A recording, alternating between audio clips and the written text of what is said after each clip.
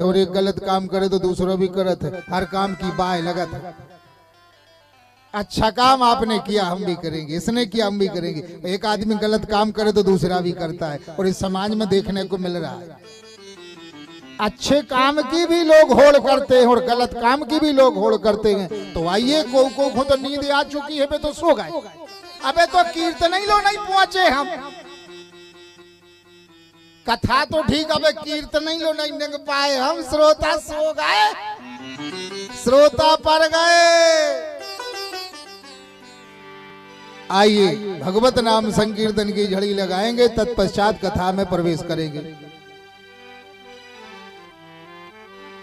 सीताराम जय सीताराम,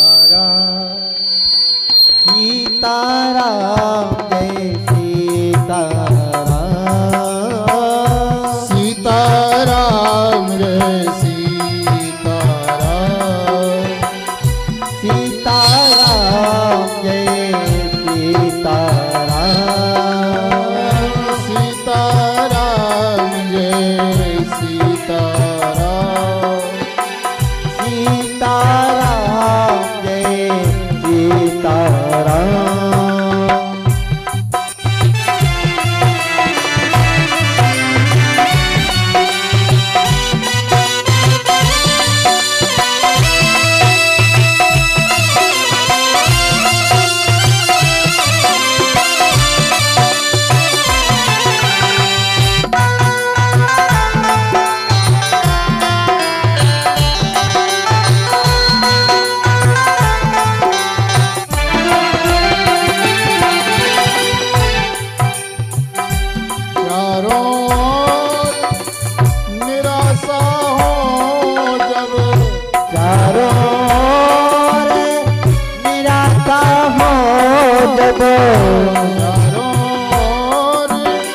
निराशा हो जब,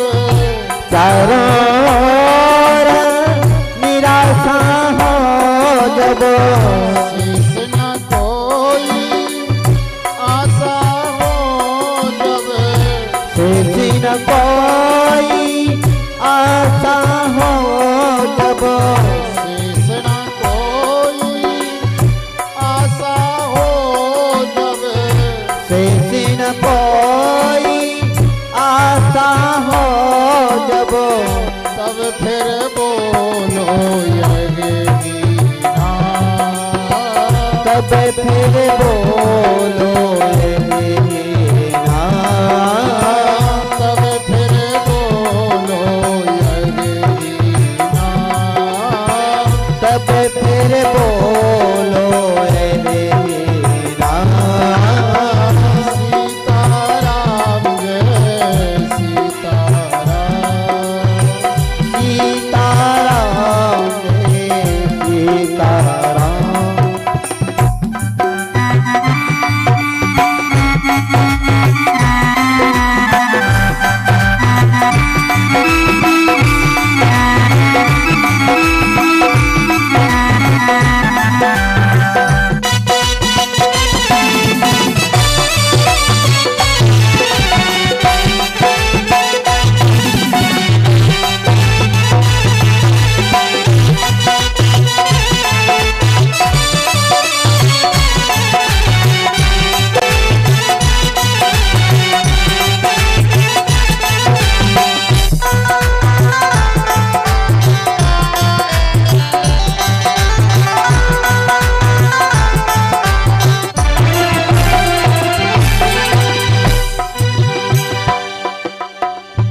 जीते जी तक जग का नाता, जीते जी तक जग से नाता, जीते जी तक जग का नाता, जीते जी तक जग का नाता, इसके बाद ना कोई निभाता, उसके बाद ना कोई निभाता, इसके बाद ना कोई निभाता, इसके बाद ना कोई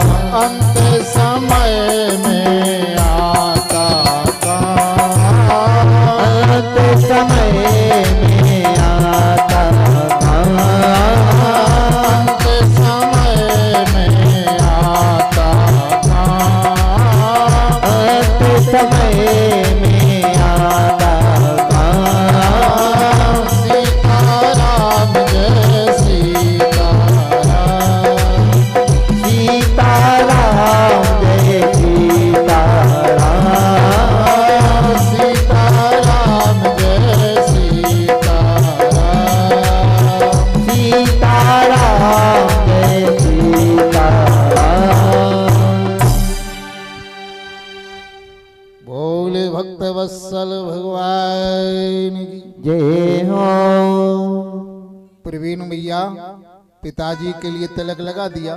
पिताजी को तिलक लगा दो, प्रणाम कर लो, लगा दिया तो अच्छी बात है। 10 वर्ष से ऐसी सेवा कर रहे हैं पिताजी की। बड़े भैया प्रवीण, छोटे भैया देवेंद्र, पूरा परिवार। समाज में मैसेज जाता है। अभी कार्तिक शुक्ल पक्ष में हम विदिशा में थे, शर्मा गार्डन में कथा थी। गार्डन वाले शर्मा जी ने कथा करवाई। गोपाष्टमी से थी कथा। जिस दिन भंडारा था पूर्णिमा के दिन, दादाजी पेपर लेके आ गए, गुरुजी आज पेपर के लिए पढ़ो। हमने कहा इसमें विशेष बात का, विशेष बात ये है, ध्यान देना, आज के पेपर में हमारे विदिशई की बात है। माता पिता वृद्ध हो गए, वृद्ध आश्रम छोड़ के आ गए। पैसे वाले लोग हैं, पढ़े लिखे लोग हैं, सर्विस लाइन के लोग हैं। परसों फोन आया, पिताजी की तबीयत ज्यादा खराब है और पिताजी आपको देखना चाहते हैं। ये लोग नहीं है। कल फोन आया, पिताजी शांत हो गए, यदि पिताजी का मृतक शरीर ले जाना चाहते हो तो ले जा सकते हो। ये लोग नहीं है। वहां अग्नि संस्कार भी करवाया। फोन आया, कोई क्रियाकांडी करना चाहते हो तो यहाँ आओ वृद्धाश्रम में। मना कर दिया, हमारे पास समय नहीं। और दूसरे पेज पर आया, उस जिले का नाम नहीं आ रहा, हमारे लिए हिंडोरी था, कौन सा जिला था। वो 2 भाई हैं, उनके पिताजी शांत हो गए तो 3 क्विंटल की पिताजी की प्रतिमा बनवाई है, पीतल की मंदिर बनवाया है। और ब्राह्मणों को बुलवा करके जैसे भगवान की प्राण प्रतिष्ठा होती है, वैसे अपने पिता की मूर्ति की मंदिर में प्रतिष्ठा करवाई है। और कम से कम 40,000 लोगों को भोजन करवाया है। उसी पेपर के दूसरे पेज। आज ऐसे बेटा भी हैं, आज ऐसे पुत्र भी हैं जो पिता को मंदिर में बिठा करके भगवान की तरह पूजन कर रहे हैं। और आज ऐसे बेटा भी हैं जिनके यहाँ सब कुछ है, लेकिन वो माता पिता को वृद्धाश्रम भेज रहे हैं। और पिताजी का शरीर भी चला जावे तो अग्नि संस्कार में जाने के लिए वो तैयार नहीं है। पिताजी की क्रियाकांडी करने को तैयार नहीं। अच्छे काम का भी समाज में मैसेज जाता है, गलत काम का भी समाज में मैसेज जाता है प्यारे। तो ये मैसेज है, 10 साल से ये अपने पिताजी की सेवा कर रहे हैं। खूब सुखी रहें, खूब प्रसन्न रहें। प्रवीण भैया, देवेंद्र भैया, इनके परिवार के भक्त, बहुएं बिटियां। और सबसे बड़ी पूजा तो यही कर रहे हो आप। मंदिर में नहीं मिलेंगे, मस्जिद में नहीं मिलेंगे, मंदिर में नहीं मिलेंगे, गुरुद्वारे नहीं मिलेंगे, घर में ही बैठे हैं तेरे भगवान। कर लो माँ को प्रणाम, कर लो पिता को। जिसने अपने माता पिता को प्रसन्न कर लिया, जिन देवियों ने सास ससुर को प्रसन्न कर लिया, उनने भगवान को प्रसन्न कर लिया, नर्मदा जी को प्रसन्न कर लिया। प्यारे, आज नर्मदा की पूजा क्यों होती है? नर्मदा की परिक्रमा क्यों होती? नर्मदा पुराण की कथा सुनने को आप लोग क्यों बैठे हो? गणेश जी भी नर्मदा के तट पर आकर के शंकर जी अपने पिताजी की पूजा किए। गणेश जी ने शंकर जी की परिक्रमा की थी, जिनकी आज प्रथम पूजा होती है। पहले विवाह हुआ गणेश जी का, माता पिता की परिक्रमा की। और इन्हीं भोले बाबा के माथे से नर्मदा मैया का प्रागट्य हुआ है। भगवान शिव की जिह्वा से गंगा जी निकली। कौन सी गंगा? कथा रूपी गंगा। जीवन जीने की कला कथाओं को सुनने से आती है, सत्संग करने से आती है। जीवन में सत्संग, सदगुरु और सतनाम 3 का महत्व है। जिनने जिंदगी में सत्संग नहीं किया है वो जी नहीं रहे हैं, वो मात्र भटक रहे हैं। जीवन जीने की कला यदि सीखनी है तो आप सत्संग में जाइए। कैसे जीवन जिया जाता है, और जीवन में सदगुरु बनाइए, गुरु की शरण में जाइए। यदि जिंदगी में गुरु नहीं है तो आपकी जिंदगी मझधार में गए। अरे एकलव्य भील था, द्रोणाचार्य जी की शरण में गया, गुरुदेव हम भील गए, हमारे लिए गुरु की जरूरत है, आप हमारे लिए शिष्य बना लो। तो द्रोणाचार्य जी बोले बेटा हम मजबूर हैं, क्योंकि हम बड़े लोगों के गुरु हैं, पांडव हैं, कौरव हैं, हम इनके गुरुजी हैं, बड़े लोग हैं, राजा हैं, महाराजा हैं, पैसे वाले हैं, ये क्षत्रिय हैं। तुम भील के बेटा हो, हम तुम्हारे लिए शिष्य नहीं बना सकते बेटा, हमारी मजबूरी है। एकलव्य बोला तो गुरुजी हम कहां जाएं? क्या हम भील जाति में पैदा हो गए तो हमने कोई अपराध किया? कोई छोटी जाति में पैदा हो गया तो उसका कोई अपराध है? कोई गरीब घर में पैदा हो गया तो उसका कोई अपराध है? किसी के शरीर में कोई अंग नहीं है, विकलांग है, तो क्या अपराध है? कोई माता बहन वैधव्यता को प्राप्त हो गई तो उसके उद्धार के लिए कोई साधन नहीं है? गुरुजी आपके चरणों में प्रणाम, मैंने आपको गुरु मान लिया है, मैंने मान लिया गए। जैसे गोपिकाएं कहती थी कन्हैया तुम मानो चाहे ना मानो लेकिन हमने मान लिया गए, ऐसे भक्त भी कहते मां नर्मदा मैंने आपको मान लिया गए, हे महाकाल मैंने आपको मान लिया। और जब हमने माना है तो वो शक्ति भी मानेगी। माला एक तरफ से नहीं गिरती है, दोनों तरफ से गिरती है, तब रिश्ता जुड़ता है प्यारे, दोनों तरफ से गिरती है माला। यदि बेटी माला डाल दे, बेटा माला ना डाले तो विवाह नहीं होता है, रिश्ता नहीं जुड़ता है। जब बेटी ने माला डाली है तो बेटा भी डालेगा, रिश्ता जुड़ेगा जिंदगी भर के लिए। और शास्त्र तो ये कहता कई जन्मों के लिए जुड़ जाता है। हमने भगवान को माला पहनाई है तो भगवान भी हमारे गले में माला निश्चित पहनाएंगे। हमने गुरु को माला पहनाई है तो गुरु भी हमारे लिए माला जरूर पहनाएगा। ऐसा हो नहीं। एकलव्य बोला गुरुदेव मैंने आपको मान लिया और मैं आपसे ही धनुर्वेद सीख के रहूंगा। मिट्टी की प्रतिमा बनाई एकलव्य ने, एक वृक्ष के नीचे गुरुदेव की प्रतिमा को बिठाया, भील था, और गुरुजी की पूजा करता है, आरती करता है, प्रणाम करता है, फूल चढ़ाता है और धनुष पर बाण चढ़ाता है। एकलव्य पारंगत हो गया धनुर्वेद में। एक दिन की बात है, एक कुत्ता भौंक रहा था तो एकलव्य ने ऐसे बाण छोड़े, कुत्ते का पूरा मुंह बंद हो गया, लेकिन कुत्ते को बाण नहीं लगा, खून नहीं आया, पूरा मुंह बंद। और वही कुत्ता भागता हुआ निकला जहां पर द्रोणाचार्य जी बैठे हैं, शिष्य मंडली बैठी है। और जैसे ही अर्जुन ने देखा तो अर्जुन बोले गुरुदेव इस कुत्ते के मुंह में बाण किसने मार दिए?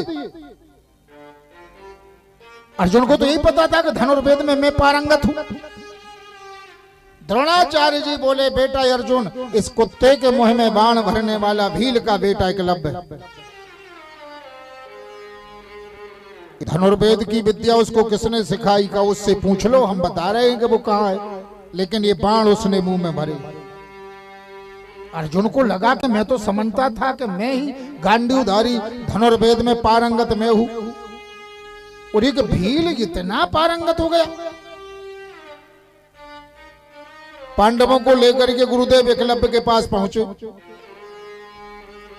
एकलव्य ने चरणों में प्रणाम किया। अब गुरुदेव ने पूछा एकलव्य तुम ये बात बताओ, इस कुत्ते के मुंह में बाण किसने मारे? एकलव्य बोला गुरुदेव आपके आशीर्वाद ने मारे। क्या मेरा आशीर्वाद कहां?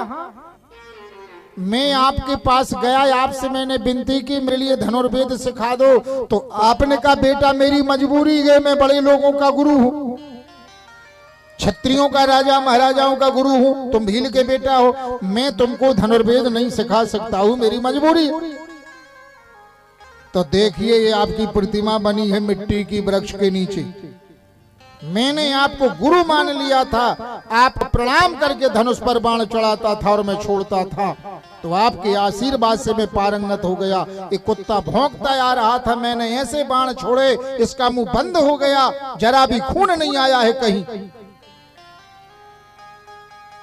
द्रोणाचार्य जी बोले ठीक है, यदि हमको गुरु बनाया है तो गुरुजी को दक्षिणा दी जाती है। एकलव्य बोला मांगो,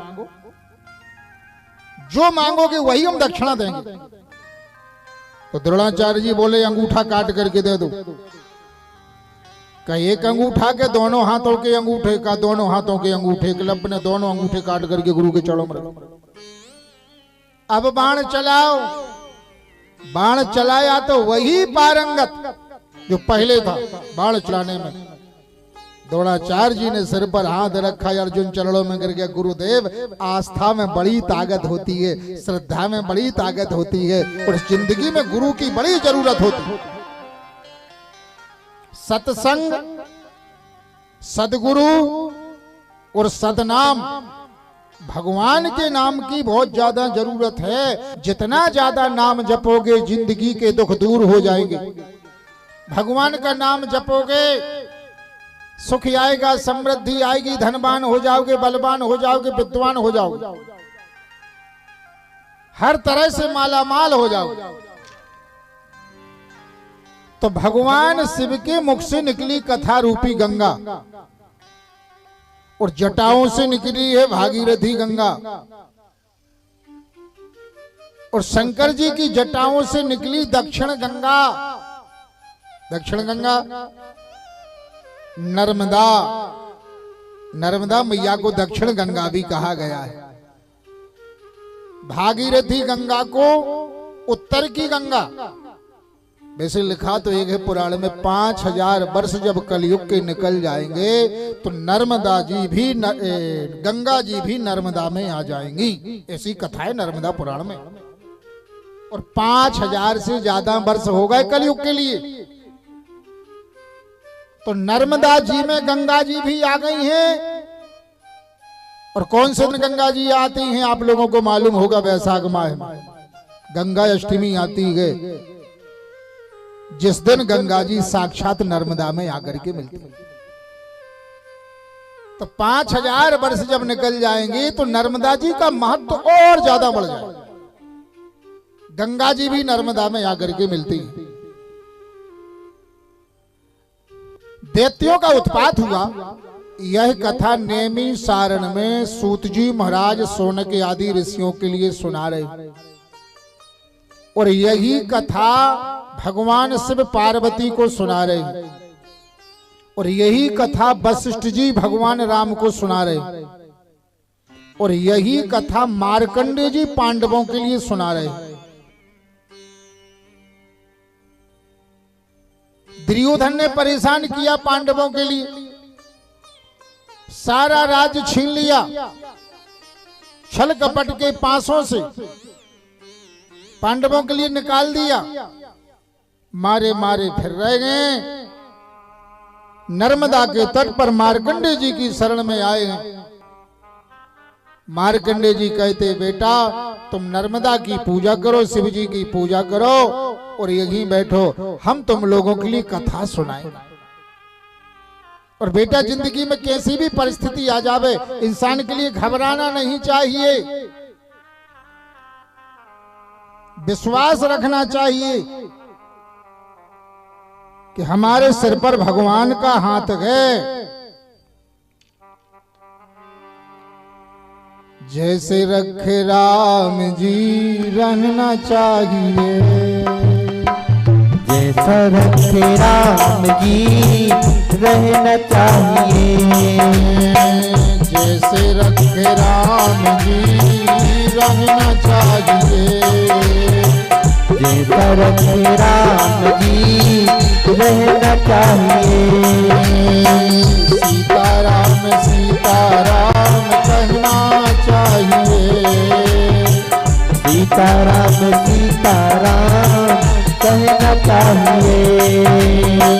सीताराम सीताराम।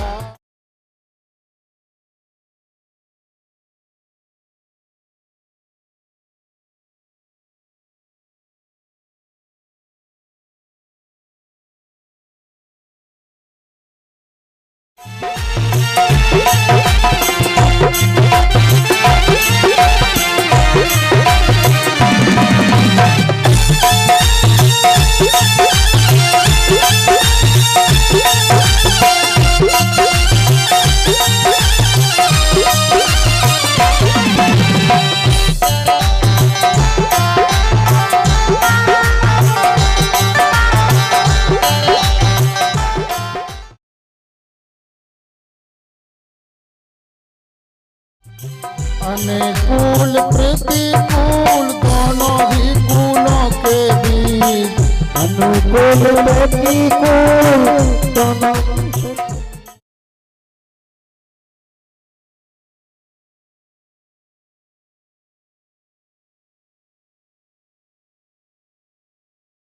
अनुकूल प्रतिकूल दोनों ही कूलों के बीच, सरिता समान सदा बहना चाहिए।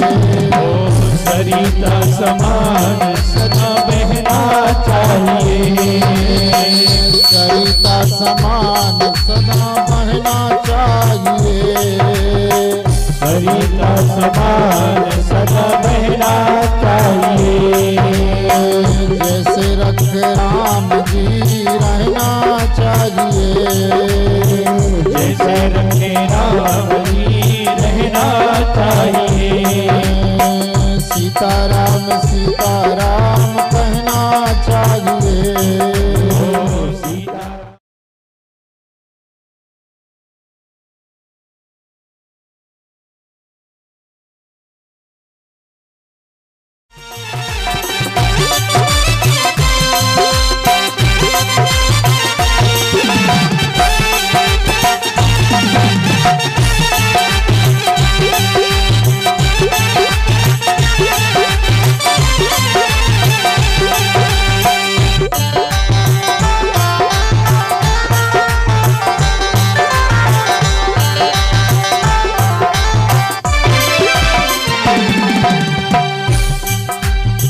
रहो सदा शान से भरोसे भगवान के।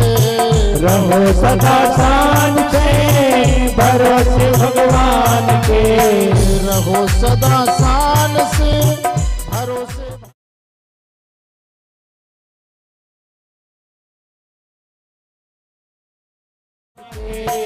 काल के भी डर से न डरना चाहिए। काल के भी डर से न डरना चाहिए। काल के भी डर से न डरना चाहिए।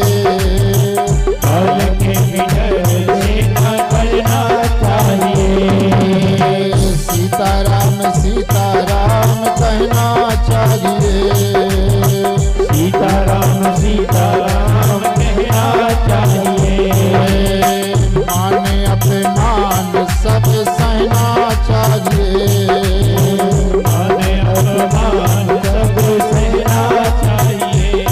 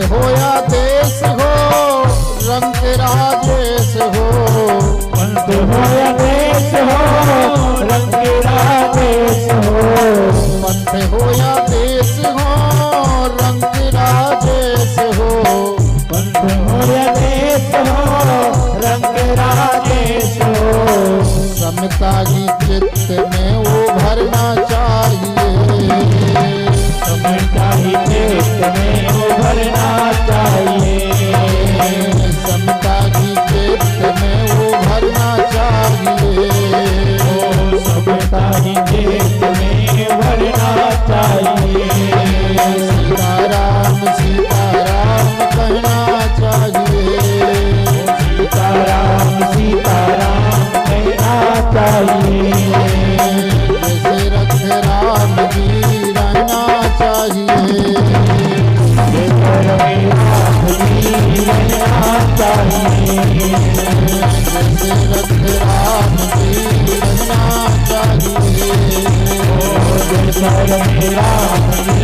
रहना चाहिए। बोलिए नर्मदा मैया की जय हो। जैसे रख राम जी रंगना चाहिए। माने अपमान सब सहना चाहिए। सीताराम सीताराम कहना चाहिए। मार्कंडे ऋषि कहते बेटा तुम ठीक जगह आ गए हो। जीवन में विषम परिस्थिति आई है तो कुछ अच्छाई जरूर दिखाएगी जीवन में। तुम ऐसे तीर्थ में आ गए हो जिस तीर्थ में संतों का दर्शन हो रहा है, संतों का आशीर्वाद मिल रहा है। और इस तीर्थ का नाम है नर्मदा खंड। मार्कंड जी कह रहे काशी गए तपोभूमि, वृंदावन गए प्रेम भूमि, अवध गए वैराग्य भूमि, और नर्मदा खंड जो है वो तपोभूमि है। किसी भी सरिता की परिक्रमा शास्त्र में नहीं लिखी, सिर्फ नर्मदा की परिक्रमा लिखी। क्यों लिखी? 33 करोड़ देवताओं ने आकर के पूजन किए। दोनों तटों पे आकर के लंबे समय तक वास किया है। भगवान शिव की जटाओं से नर्मदा का प्राकट्य हुआ है। अंधकासुर इत्यादि दैत्यों के लिए जब भगवान शिव ने, विष्णु भगवान ने, ब्रह्मा जी ने मार दिया, सभी देवता प्रार्थना करने लगे प्रभु इन दैत्यों का विनाश हो गया है, हम लोगों के भीतर गलानी है, तो आप ऐसी कोई सरिता को प्रकट करिए जिस सरिता में हम स्नान करके अपनी गलानी को दूर कर पाएं, क्योंकि हमारे भीतर आत्म गलानी हो रही है। देवताओं ने मिलकर के विष्णु भगवान से प्रार्थना की, विष्णु भगवान ने शिवजी से प्रार्थना की, तो शिवजी ने नेत्र बंद करके अपनी सोम कला के लिए फटकारा, जटाओं के लिए फटकारा। और जैसे जटाओं को फटकारा तो एक देवी का प्राकट्य हो जाता, एक शक्ति प्रकट हो गई कन्या के रूप में। उस शक्ति ने शिवजी को प्रणाम किया और शिवजी से पूछा कि आपने मेरे लिए प्रकट किया है, मेरे लिए क्या आदेश है, मेरा नाम क्या है? शिवजी बोले नहीं, 1000 वर्ष व्यतीत हो गए, ये देवी सामने शिवजी के हाथ जोड़े खड़ी रही, शिवजी को प्रणाम करती रही हजारों वर्ष तक। हजारों भगवान शिव बोले प्रलय भी होगा लेकिन नर्मदा तेरा लय नहीं होगा। और ये मार्कंडू जी पांडवगली कथा सुना रहे हैं कि 7 बार महाप्रलय हो गया लेकिन नर्मदा का लय नहीं हुआ, नर्मदा खंड धारा में बहती। इस 7 बार का प्रलय मार्कंडू जी ने देखा, मार्कंडे पुत्र मार्कंडे। और जो तेरे में अस्थियां विसर्जन की जाएंगी, अस्थियां माने हड्डियां, वो पत्थर बनेंगे, इस शंकर जी ने कहा। तो वही विष्णु भगवान कहने लगे देवी जो अस्थियां पत्थर बनेगी वो पत्थर शंकर बनेंगे, और शंकर बन करके उनकी पूजा होगी। और जिसकी अस्थियां नर्मदा में विसर्जन हो जाए उस जीव की सदगति हो जाती है, दुर्गति नहीं होती। अस्थियां नर्मदा में आ जाए। एक रात्रि जो नर्मदा के तट पर निवास करता है, पंचाक्षरी मंत्र का जाप करता है, उसकी 100 पीढ़ियां सदगति के लिए प्राप्त हो जाती। नर्मदा के तट पर जो भोजन कराता है साधु ब्राह्मणों के लिए, अतिथियों के लिए, उसके घर में भंडार की कभी कमी नहीं आती। नर्मदा के प्रताप से वृक्ष भी यदि नर्मदा के तट के गिर जाते हैं, पत्ते भी नर्मदा में गिर जाते हैं, तो वृक्षों की भी सदगति हो जाती है। काल चक्र से जितने भी जीव नर्मदा के तट पर हैं उनकी भी सदगति हो जाती है। उन नर्मदा का प्रताप तो ये कि जो नर्मदा के किनारे पर रहने वाले लोग हैं, वास करने वाले लोग हैं, देखिए आप कितने सुखी हैं, कितने संपन्न हैं। कृषि भी कर रहे हैं, व्यापार भी कर रहे हैं, उनके धंधे भी चल रहे हैं। ऐसी नर्मदा मैया की कृपा है। भगवान शिव की जटाओं से निकली ये नर्मदा जीवों के लिए तारती है। सरस्वती 7 दिन में पवित्र करती है लोगों के लिए। यमुना जी 3 दिन में और गंगा जी उसी समय। लेकिन नर्मदा का जो स्मरण कर लेवे तो नर्मदा स्मरण करने से ही जीव को पवित्र कर देती। आप यहां बैठे हो और यहां से आपने स्मरण कर लिया, मन से नर्मदा को प्रणाम कर लिया, तो नर्मदा की कृपा स्मरण मात्र से बरसे। ऐसी ये कथा मार्कंड जी पांडवों के लिए सुना रहे हैं, सूत जी महाराज शौनक आदि ऋषियों के लिए सुना रहे हैं। और यही कथा आप लोगों के बीच में आई है। आप सत्यम के लिए सत्यम सत्संग की महिमा सुनाए, क्योंकि आप लोगों की भी मनसा है। पंडित जी सुनाए, सत्यम पंडित जी सुनाए, तो सत्यम सत्संग की महिमा सुनाएंगे। पर कल के सत्र में फिर आगे बढ़ेंगे नर्मदा की महिमा। तो अब हम अपनी वाणी को यही विराम दे रहे हैं। सत्यम और सत्संग की सरिता को आगे और बढ़ाएं। बोलिए नर्मदा मैया की जय हो। श्री वृंदावन बिहारी लाल जी की जय हो।